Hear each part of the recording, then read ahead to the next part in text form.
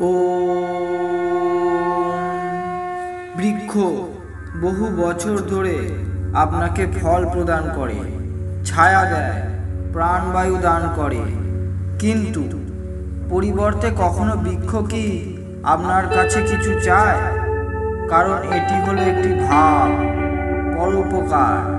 যখন কোনো ব্যক্তি নিজের সুখ ও সুবিধার ঊর্ধ্বে ওঠে, অন্য কারোর দুঃখকে লাঘব করার চেষ্টা করে, তখন কেবল একজনকে সহায়তাই করে না, বরং একটি শিক্ষা, একটি উদাহরণ, একটি শুভ তেজের শৃঙ্খলাকে জন্মদান করে।